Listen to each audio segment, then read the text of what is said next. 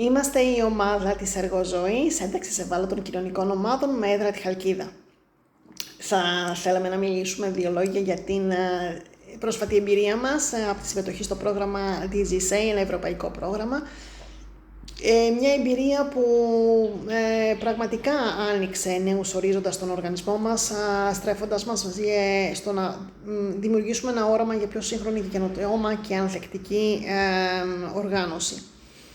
Στην Εργοζωής προσπαθούμε πάντα να υποστηρίζουμε ευάλωτες κοινωνικές ομάδες μέσα από κοινωνική ένταξη, ενδυνάμωση, εκπαίδευση και ευκαιρίες εργασίας.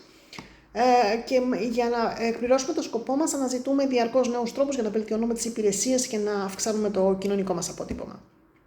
Οπότε ήμασταν πολύ ενθουσιώδεις στο να προακολουθήσουμε όλα τα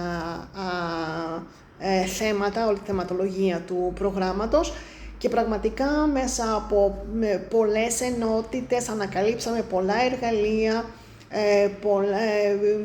μιλήσαμε για πρακτικές προσεγγίσεις σχετικά με την ψηφιακή συγκέντρωση πόλων και ανάπτυξη μοντέλων εσόδων. Μιλήσαμε για χρηματοοικονομικά και λογιστικά εργαλεία που μπορούν να βοηθήσουν στην αποτελεσματικότητα και στη διαφάνεια του οργανισμού.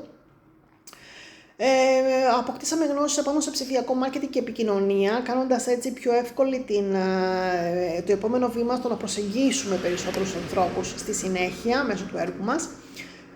Σε άλλο session είχαμε τη συλλογή δεδομένων και πόσο σημαντική είναι να έχουμε ορθά καταχωρημένα τα στοιχεία μας και τη συλλογή δεδομένων όλων των δράσεων που κάνουμε και πώς αυτό μπορεί να συνδεθεί με την καλύτερη λήψη αποφάσεων για την παροχή πιο ποιοτικών υπηρεσιών.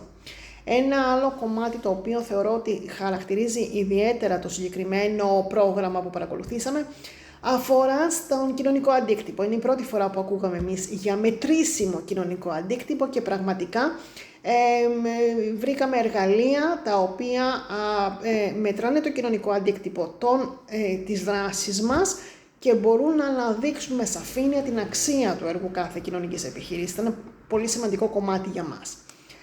Αυτό που διασκεδάσαμε πιο πολύ είναι ότι μετά από κάθε εργαστήριο ή η παρουσίαση, η ομάδα στη συνέχεια που μεταξύ μας διαμοιραζόμασταν τις πληροφορίες, πάντα φέρναμε στο νου μας ποια εργαλεία μπορούμε να χρησιμοποιήσουμε πάνω, από τι στρατηγικές μπορούμε να αναπτύξουμε και την επόμενη μέρα ήμασταν σε θέση να εφαρμόσουμε αυτά τα οποία είχαν προηγηθεί σε θεωρητική βάση ίσως και σε παρενετική, γιατί οι αναλυτές, οι ομιλητές οι οποίοι είχαν αναλάβει την καθοδήγησή μας ήταν εξαιρετικοί στο να βρίσκουν τα στοιχεία μας, τα θετικά μας στοιχεία σε κάθε κοινωνική επιχείρηση και να μπορούν να μας παροτρύνουν στα ποια εργαλεία θα ήταν ίσως πιο εύκολα για μας και πιο συμβατά με το έργο μας.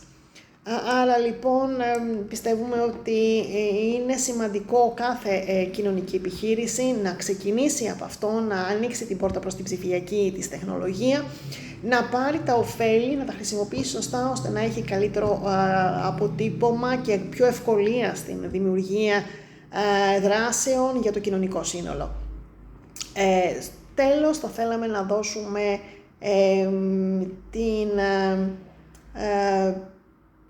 τα συγχαρητήριά μας στην Ακαδημία Επιχειρηματικότητας για την ανάληψη του έργου και το ότι κατάφερε να κάνει το πρόγραμμα αυτό πραγματικά